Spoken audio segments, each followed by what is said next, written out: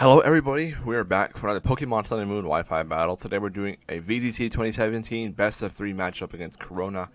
And this is a best of 3 set I had on stream a while back. It was against some VGC player. I offer VGC in my streams, so it was definitely different. I have maybe a VGC match every third stream. It doesn't happen too often. Not many people want to watch the stream because it's mainly smoke on.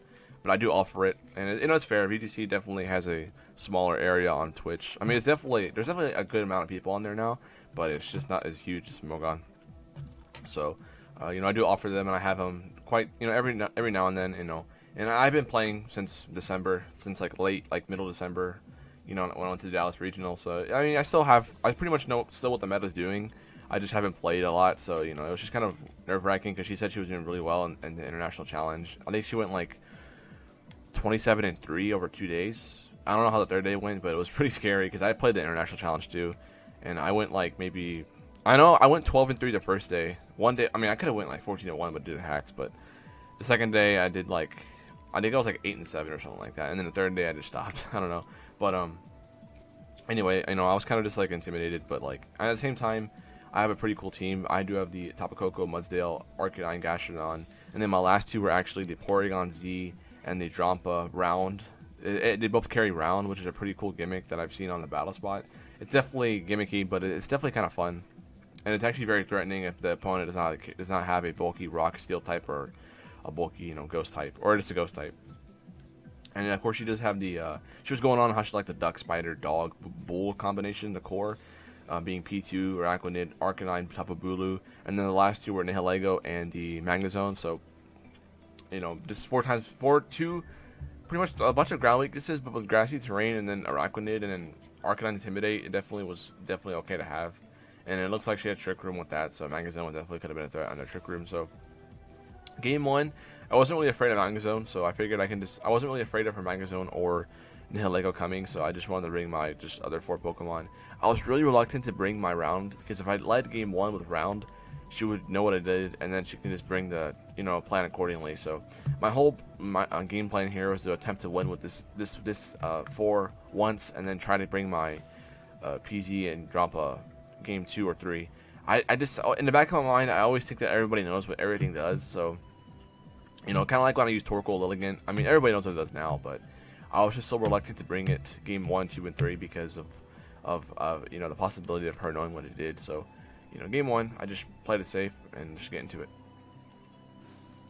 So of course I'm challenged by Pokemon Trainer Corona, and of course game 1 sped up a lot because it took a long time. So I do apologize if it's too fast, but it should be fine. I should be able to explain everything. So the Spider Duck is the lead, and here I just double into P2 because I figured Araquanid was not going to stay in. And if she wanted to swap out or go for Trick Room, it really wasn't a huge deal to me. So I do go for T-Bolt and Close Combat onto the Arcanine. I am Assault Vest, Mudsdale, and then of course I am Life Orb, Tapu Koko. Should have swapped into Arcanine. Definitely should have clicked High Horsepower. I don't know why I didn't click Close Combat. I mean, why I didn't, but I don't know. Because even then, it wasn't going to knock out PZ anyway, so definitely should have clicked that. So she just swap onto Bulu, so it gets rid of my terrain. Nice double switch there. So now my Thunderbolt won't be doing nearly as much as I would like to. But so as you can see there, it does only around 55% in close combat. Unfortunately, almost kills. So if I had clicked High Horsepower, Arcanine would have been dead right there. So I definitely should have made that play. But now I believe it's the Mago Berry pops, if I'm not mistaken. Yeah. Oh yeah, Mago Berry. Not that it matters. It's the same kind of effect as the Iapa Berry and everything else. But so I do make a double switch here because I want to save my horse and my Coco for later, and I figured Gastrodon was gonna be important here. So Gastrodon, of course, comes in for my Tapu Koko. I know she isn't going to attack that with her Bulu. I knew she would go for Horse because Horse is a bigger threat. So I do swap on Mudsdale for my Arcanine, get Intimidate onto the Tapu Bulu. As she switches out her own Arcanine to the P2, wanting to preserve that Intimidates and stuff like that. As you can see, my Arcanine and Mudsdale definitely do need their attack to be as high as possible. So Wood Hammer does a pretty solid chunk of damage. I am not defensive Arcanine. I am actually an offensive Arcanine with the Fire EMZ, Inferno Overdrive. So it's a pretty fun mon. I just have it mainly because I hate Celesteela with a passion. So here Bulu switches out, surprisingly. I'm not sure why. I guess she was just afraid of Arcanine killing it. So I do go for the Fire MG Flare Blitz onto the top of Bulu slot. Actually makes a pretty good play into going into that ARCanine, going into the Water Bubble Mon, because Water Bubble, of course, weakens half all fire damage that it takes. So pretty solid switch in there, as it's actually only able to do around half, which is very, very little considering it's neutral. So I'll go for Toxic on a P2 or into that slot, because I figured, you know, it's a really safe play. And of course, P2 is very, very annoying. I don't want that thing to get, you know, around long, so Trick Room does go up. And I mean, I'm not really in a bad spot here, because ARCanine's not really scared by ARCanine, because Gastrodon, of course, does have the Storm Drain. So Storm Drain actually redirects all water type moves in double battles. In single battles, of course, it's just immune to water type moves, and it gets a special attack raise. But in doubles, it actually draws in all water moves. So it's very nice to have that if you have one to use like Marowak or ARCanine. So she actually reveals the Waterium Z Liquidation, the Hydro Vortex, and because of my Storm Drain, it actually does nothing. It has no effect. So it just gives my Gastrodon a special attack raise. Not that it really matters. So I do Toxic again in the P2 slot, because I knew she was not going to stay in. And even if she did, I mean, like, I have Recover and I have a Citrus Berry, so I can just heal up and just stay on the field for days. So I go for Flare Blitz into the ARCanine. Should have clicked Wild Charge, but I figured, you know, maybe Bulu can come back in. But I guess there was, because I thought she would know about you know, Gastrodon's Storm Drain. So I figured Flare Blitz was a safe play, but I guess she just didn't know about it or something. I think she said she forgot. So Bulu's in, Trick Room's up. But like I said, I'm not really threatened out by this. But Bulu, of course, is probably min speed, judging against Trick Room. So ARCanine does the swap out into the ARCanine for the Intimidate. And Bulu's actually able to go for the Wood Hammer onto my Gastrodon, but not before I get my Toxic off onto the ARCanine, which is nice. Not that it really matters. I probably should have clicked Scald, but I mean, I wasn't really expecting our ARCanine to switch that early, because I figured she can just kill Gastro. But I mean, the Spider was faster than everything else, so I guess it was the right play, because Gastrodon would still be alive for that turn. So I guess it was the right play. Thinking about it now, I'm sorry, this battle happened a long time ago, so I don't remember exactly what happened, but I do remember like what happened, but I just don't remember exactly every turn. So I'm doing really well at this point. I have ARCanine, I have Horse, I have Coco. Meanwhile, P2 is poisoned, ARCanine's poisoned, and Bulu is down. So it's looking pretty good for me so far. So here I do go into my Mudsdale, because Trick Room is still up, so Mudsdale can take advantage and outspeed everything on her team, including the ARCanine. Mudsdale actually does underspeed the ARCanine and Trick Room. So she actually reveals a Helping Hand here, as that's a very threatening Helping Hand, but fortunately I am faster. I do protect ARCanine just in case my Rock Slide misses. I actually do go for the Rock Slide here, doing some pretty solid damage to the ARCanine, and it actually does pick up the KO onto a ARCanine, which is very nice. I did not want to take a Helping Hand boosted liquidation for any of my Pokemon, so getting that out of the way is nice, and it almost pretty much seals the deal, because P2 is poisoned, ARCanine's poisoned. There's really no way P2 can survive this long, so P2 does get the special attack raise, but not that it really matters. Mudsdale is Assault Vest. ARCanine can pretty much take it on. So Helping Hand goes onto the P2, and she just go for the Ice Beam onto my Mudsdale, but not before I go for Extreme Speed to knock out the ARCanine. I was kind of afraid of Protect there, but it was already poisoned anyway, so it wasn't really a big deal. So still outspeed the P2, do get a nice damage off with the high horsepower. Ice Beam does a crap ton of Mudsdale, but my Assault Vest saves me. Hit the Stamina boost, doesn't matter. P2 is the last mon she has. And ARCanine, Mudsdale, and Tapu Koko pretty much just win the game here. So Trick Room's over. I could just, you know, start double attacking it. You know, I mean, I'm surprised she didn't forfeit here, but I guess she wanted to see if any information would come out from this last couple of turns. So Ice Beam, of course, is able to knock out my Mudsdale. Poor Horse. So Mudsdale's actually a really good Pokemon, but I just don't use it all that much. Like I said, I've not really been playing VGC, including up to this day. So Coco comes back out. And of course, like I said, it's already over, so she just forfeits here, I believe, on this turn as we move on to Game 2. So Game 2, I did end up bringing my my round combination. This isn't the team I brought, though. Don't ignore that screen you see there. I actually went ahead and let ARCanine, Mudsdale, and I brought my round users in the back. I wanted to lead with them so badly, but I was just so reluctant because I figured she knew what they did, and she would lead. Maybe had Magazone or Nihilego in the back. Because if she had one of them, it wasn't going to work out very well. So went ahead with these two monsters, the dog horse combination, as she leads with Bulu and ARCanine. So I kind of assumed she had the same floor. I just kind of had a feeling, but I just, you know, I was always just in the back of my mind. I was just always thinking about every possible scenario. So here I'm making the safe play as always. I'm going for the Fire MG Flare Blitz on the Bulu, as well as the high horsepower on the ARCanine, as she makes a safe play as well. I mean, I definitely could have been doing a lot better in this whole set if I just made the right reads, but in VGC, I feel like the outcome of like over predictions are a lot worse than singles, so it's kind of why I don't make over predictions. It's kind of why I don't over predict in VGC as much as I do in singles. In singles, it seems like there's like not a huge risk and not really a high reward for the opponent either. So, you know, I definitely do think I should start playing more like that, but I don't know. Anyway, so Bulu takes relatively nothing from that. I mean, it's a pretty solid damage, but you know, it's definitely in range of Flare Blitz now. But I just, you know, definitely should have read that. So here I go for the, I believe I just click Flare Blitz onto Bulu, and then I click,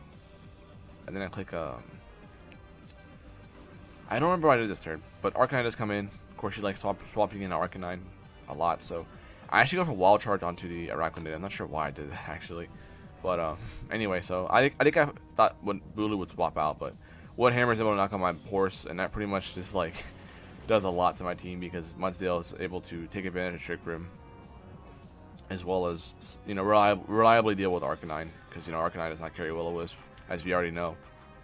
So horse is down. Bulu already is slaughtering my team. So here I bring in my Drampa.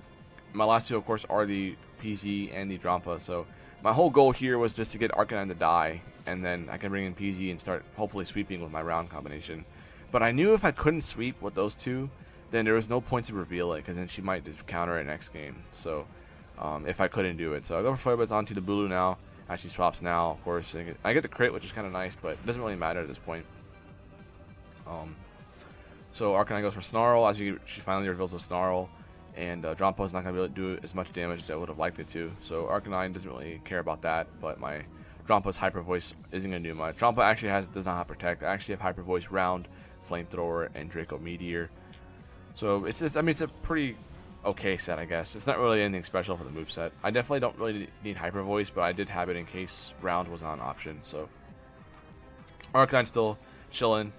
Look, that ARCanine is definitely a threat. It still has the Z-Stone intact, so it can definitely just nuke ARCanine if she wanted to, and then just start wearing down, or even nuke Drampa if she wanted to wear it down. But she did have P2 in the back, so not a huge deal for her. So again, I'm just hoping that ARCanine can die so I can try to sweep with my round users, because I knew I could. P2 is the only mon that could stop it, but P2 cannot tank more than one, so it was only a matter of time. So go for Wall Charge onto ARCanine, able to knock it out, which is pretty nice. And I'm just hoping ARCanine can die, but it looks like she wasn't really in a big hurry to knock out ARCanine. So P2 is in with the special attack raise, which is not good. Hyper Voice does connect, but since I'm -1, even though it's single target, it does relatively nothing to the P2, because P2 is very fat. You know how fat that thing is. So P2 gets the recovery from the terrain, as everything has been with this terrain stalling out the battle. So she does go into ARCanine, I believe, here. Yep, ARCanine comes back in.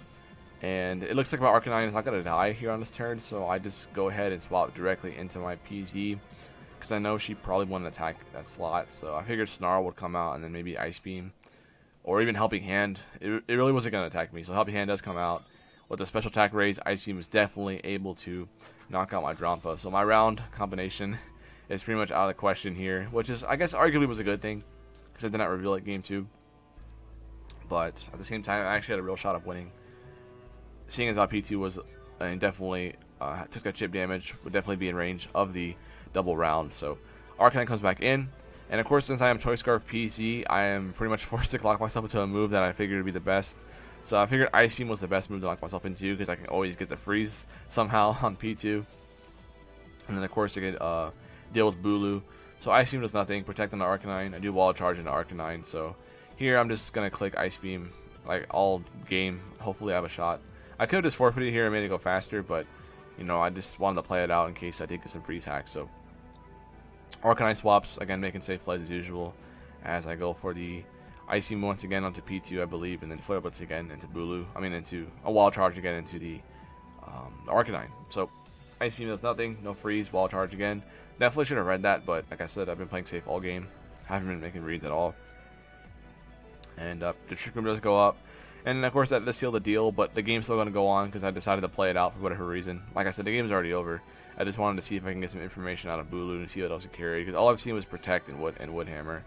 So I've not seen Stone Edge, I've not seen Superpower, I haven't seen Horn Leech, or if she had that, I'm not sure what it had. So P2 swaps out. Not really sure why. I guess she wanted to intimidate, but not that it really mattered, because I mean, Bulu could just kill ARCanine under Trick Room anyway. So Stone Edge just come out, and it actually does live somehow. I guess it was probably Miracle Seed Bulu, from what I can tell, all game, because it did a lot to ARCanine earlier. So I guess it wasn't like Choice Banded, especially if I Protect. So ARCanine dies, and PZ is the last Pokemon. And of course, I'm not winning this game with my Ice Beam, seeing as how ARCanine is still on the field. So the game 2 does go to Corona. And of course, after this turn, once I forfeit, we'll move on to game 3.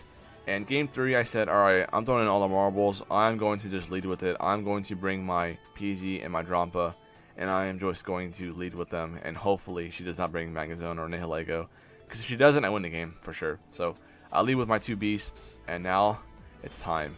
ARCanine and P2 are the leads, and so far, she has brought the same 4 Pokemon, from what I can tell, every single game. So I guess she was just not willing to bring them because of my ARCanine and my Mudsdale.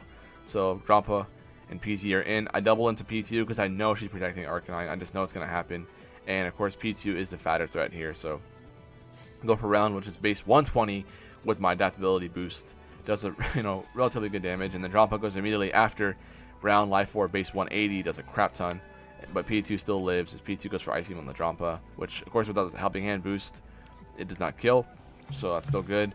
And I just double into the P2 again because the first round is actually able to knock out P2, and my second round is able to go directly into the ARCanine. So it's so nice with this combination because Drampa actually is running min speed, quiet nature with no speed investment whatsoever, no IVs either. So if Trick Room does go up, Drampa can actually go first, and then PZ can go immediately after and get the huge 240 base power move. So it's very nice. So Flare Blast is able to connect on my PZ, and it does burn, unfortunately, which does suck because this actually prevents PZ from having the longevity to sweep the rest of the team. So it did worry me a little bit, but Araquanid has come in. So I figured one of the two is going to protect. I figured Araquanid would protect. I mean, Arcanine would protect, so I do double into the Araquanid.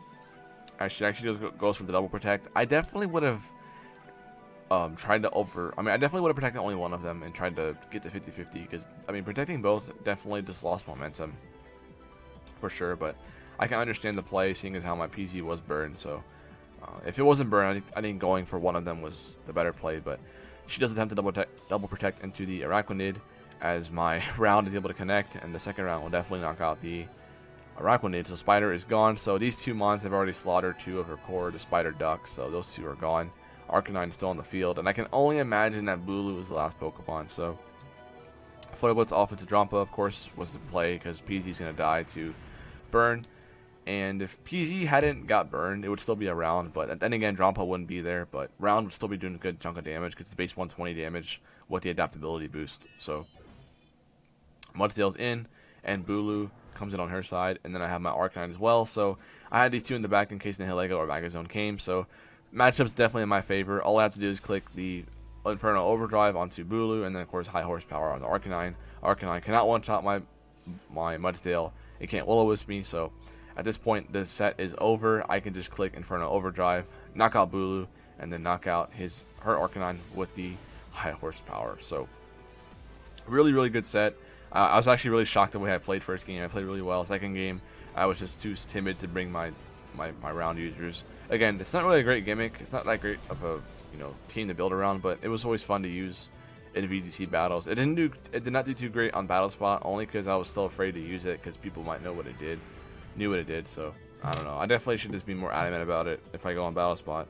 So yeah, that's it for today, guys. Arcanine dead, and I got my best of 3 win. Really good match. Hope y'all enjoyed, and I will catch you next time. Take care.